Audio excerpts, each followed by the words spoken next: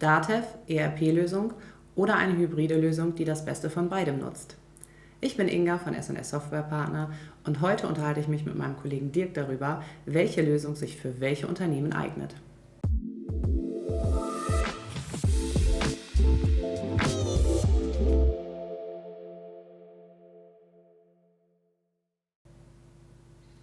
Hallo Dirk.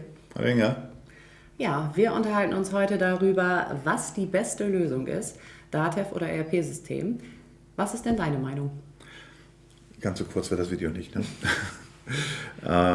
Tatsächlich hängt das von den Ausgangsvoraussetzungen ab. Es hängt davon ab, was für ein Geschäft du betreibst, was für ein Unternehmen du hast und welche Kompetenzen du hast. Und da wollte ich eigentlich mit dir heute mal gemeinsam drauf schauen. Klingt auf jeden Fall gut. Dann lass uns doch mal mit DATEV anfangen. Was ist das? Was kann DATEV? Was sind die Vor- und Nachteile? DATEV ist eigentlich schon ein sehr altes Unternehmen, ist als Genossenschaft der Steuerberater gegründet worden und versteht sich eigentlich heute nicht mehr so als die Genossenschaft der Steuerberater, sondern ist der IT-Anbieter für die Steuerberater im Wesentlichen. Und wenn wir aber über DATEV reden, dann meinen wir eigentlich die IT-Plattform der DATEV mit deren Programmen für die Steuerberater und für die Unternehmenskunden. Okay. Und was sind die Vor- und Nachteile dieser Lösung? Na, zunächst mal ist es ja eine Lösung, die ich eigentlich im Wesentlichen mit meinem Steuerberater gemeinsam nutze. Das heißt, je nachdem, wie ich die Aufgaben verteile, buche ich selber oder der Steuerberater übernimmt mein Buchungsgut und bucht dann da drauf. Aber wir haben halt eine Buchhaltungslösung. Der Steuerberater kennt sich damit aber gut aus und das hat natürlich auch den Vorteil, wenn er für mich zum Beispiel den Monatsabschluss übernimmt, Umsatzsteuervorerklärung, Jahresabschluss und all diese Dinge, die macht er ganz gerne da drauf. Ja? Und der Steuerberater ist da weniger flexibel und sagt, er lässt sich jetzt auf mein ERP-System ein und arbeitet sich da im Detail ein und macht die Aufgaben da, weil der hat nachher am Ende des Tages vielleicht 120 Unternehmensmandanten und soll dann auf 40, 50 verschiedene Unternehmenslösungen arbeiten. Das geht gar nicht. Das kann er gar nicht in der nötigen Qualität, zumal er eigentlich auch nur bei DATEV genau weiß, dass er da auf dem aktuellsten Stand ist, dass da die aktuellen Releases da sind und da kennt er sich aus und das ist seine Kompetenz. Und das macht diese Lösung so attraktiv, wenn ich nicht die Steuerkompetenz im eigenen Haus habe, den Abschluss in der eigenen Verantwortung habe und so weiter, dann ist DATEV eigentlich die bevorzugte Lösung für die meisten Unternehmen. Reicht aber für viele nicht. Okay, heißt, jetzt kommen wir zum Nachteil von DATEV. Ja, natürlich. Also der Nachteil ist natürlich, die Auswertungen, die ich aus der DATEV rauskomme, die sind doch, muss man sagen, sehr überschaubar. Ich bekomme sie auch in der Regel nur einmal im Monat. Das Ganze ist halt nicht wirklich Realtime. Und wenn ich zum Beispiel eine Warenwirtschaft habe, wenn ich ein Bestellwesen habe und all diese Dinge, dann ist es viel attraktiver zu sagen, ich integriere das. Ja? Wenn ich eine Bestellung mache, wenn ich mit Budgets arbeite, dort Rechte hinterlege und wenn dann die Bestellung eingeht, das löst ja immer gleich buchhalterisch was aus und das kann ich gut im eigenen Haus machen. Und dann gibt es eigentlich zwei Wege. A, der Steuerberater geht mit auf mein System. B, ich mache es gibt drei Ansätze. Ich mache das alles selber. Oder C, ich exportiere das, was ich an Beleggut habe technisch, regelmäßig oder einmal im Monat an den Steuerberater und der macht dann zum Beispiel die Umsatzsteuervoranzeige. Er kümmert sich dann, prüft auch und coacht mich auch. Und ich kann trotzdem mit der höheren Qualität, mit Warenwirtschaft, mit CM, Kundenportal und so weiter arbeiten und kombiniere das Beste aus beiden Welten. Okay, jetzt haben wir schon fast ein bisschen vorgegriffen, sind schon so ein bisschen abgedriftet in Richtung hybride Lösung. Ja. Lass uns aber noch mal einen Schritt zurück machen und uns das Thema ERP-System anschauen. Da wird es ja wahrscheinlich von Vor- und Nachteilen genau andersherum sein. Naja gut, also das ERP-System, oder ein normales ERP-System erfüllt eigentlich auch schon buchhalterisch die Anforderungen, zumindest wenn es zertifiziert ist nach GOBD. So sind alle führenden Lösungen. Ich meine, wir beschäftigen uns ja intensiv mit unsere eigene Buchhaltungslösung, gerade für größere, umfangreich strukturierte Unternehmen. Wir beschäftigen uns mit Oracle NetSuite oder mit HVX 360. Aber wir kennen ja auch zum Beispiel Microsoft, alles GOBD zertifiziert. Auch kleinere Lösungen, also LexWare oder LexOffice zum Beispiel oder WeClap auch in der Regel zertifiziert.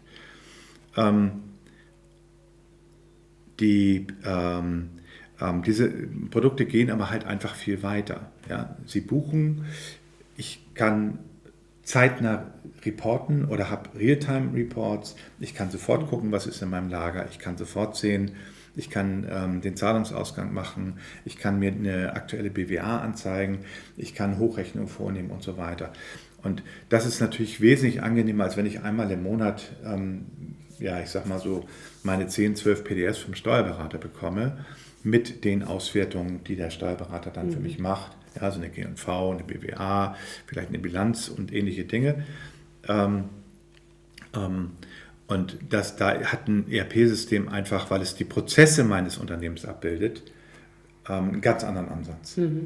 Klar, es ist viel allumfänglicher. Ja, natürlich. Ja. Man hat seine Daten in Echtzeit. Ja. Ja, das stimmt.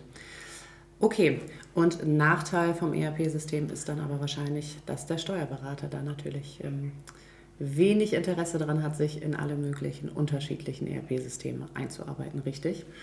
Ja, es ist also jetzt eigentlich kein Nachteil, wenn ich die Buchhaltung komplett selber machen will, aber natürlich werde ich im Normalfall es nicht erreichen, dass der Steuerberater auf meinem System bucht. Ja. Es sei denn, es handelt sich um einen speziellen Steuerberater oder es ist ein Buchungsoffice, was sich auf ein bestimmtes System oder auf ein, zwei Systeme eingestellt hat. Kennen wir ja auch. Ja? Also wir haben zum Beispiel für Online-Händler und für Einzelhändler ja auch zum Beispiel Partner, die unsere Lösung einsetzen, die dann die Buchhaltung für diese Unternehmen machen.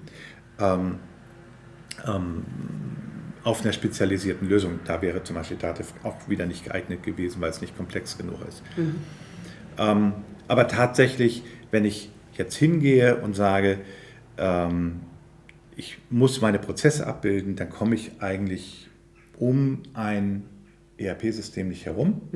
Dann ist halt die Frage, nicht setze ich Datev ein oder ERP, sondern setze ich ERP ein plus Datev oder setze ich nur auf ERP. Ja, okay. Das heißt, jetzt kommen wir in Richtung hybride Lösung. Ja. Wie funktioniert das denn am besten? Die normale, oder ich sag mal, die führenden Systeme haben alle eine Datev-Schnittstelle. So, da muss man jetzt ein bisschen aufpassen, weil einige Schnittstellen haben da auch Restriktionen.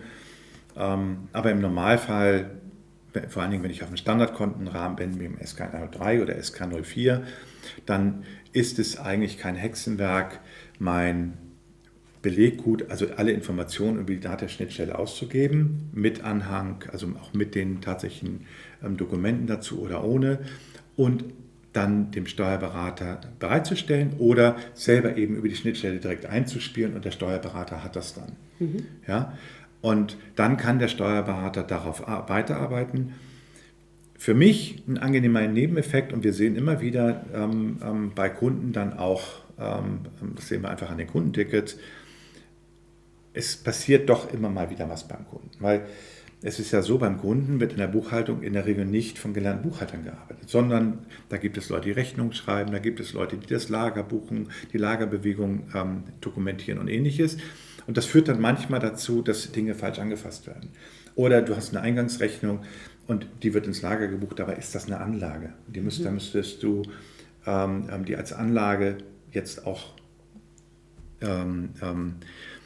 buchen. Ja, du müsstest AFA einrichten, also Abschreibung einrichten und ähnliche Dinge. Das merkt ein Steuerberater. Ja? Und das ist natürlich einfach sehr angenehm, bringt eine bessere Qualität rein und verkürzt dann am Jahresende auch den Prozess, wenn man dann übergeht von Jahresabschluss zum Wirtschaftsprüfer bis zur Veröffentlichung. Ja, okay. Und gibt es auch Nachteile solcher hybriden Lösungen? Also ja, natürlich, es können immer mal wieder Probleme dadurch entstehen. Es gibt also unterschiedliche Ansätze, zum Beispiel wie gerundet wird, wie gerechnet wird eher netto oder brutto gebucht und ähnliche Dinge. Oder wenn ich zum Beispiel unterjährig was an meinem Kundenrahmen ändere oder ähnliche Dinge und das vielleicht nicht abgesprochen habe, daraus können immer mal wieder Probleme entstehen. Oder auch, falls eine Schnittstelle nicht so gut funktioniert, wie sie funktionieren sollte. Ähm, dann hakt es manchmal. Ich würde aber nicht sagen, dass es ein Nachteil ist, sondern das, glaube ich, nimmt man an der Stelle dann auch in Kauf. Ja, so wie ich in Kauf nehme, dass, wenn ich mich statt zu Fuß mit dem Auto von A nach B bewege, dass ich dann zwischendurch mal tanken muss oder mein Auto laden muss. Ja, das gehört halt einfach mit dazu, dass da Dinge zwischendurch passieren. Ja, oder dass man die Reifen wechseln muss. Also es ist halt für den Mittelständler bis, ich sag mal, zu so einer normalen Größe, vielleicht 250, 300 Mitarbeiter, eigentlich üblich, auf jeden Fall mit dem Steuerberater zusammenzuarbeiten. Und dann fährt man eher diesen hybriden Ansatz. Ja? Nur alles über den Steuerberater machen lassen, die ganze Buchhaltung sehen wir selten und wenn dann ja bis vielleicht 10, 12 Mitarbeiter, dann wird es aber doch schon langsam häufig eng. Okay, wunderbar. Ganz vielen Dank für diesen Überblick, Dirk. Falls du jetzt noch Fragen haben solltest zum Thema ERP-Systeme, zum Thema hybride Lösungen oder Schnittstellen, dann komm sehr gerne auf uns zu. Unsere Kontaktdaten sind wie immer unten in der Beschreibung zum Video. Und ansonsten freue ich mich auf das nächste Mal. Bis dann!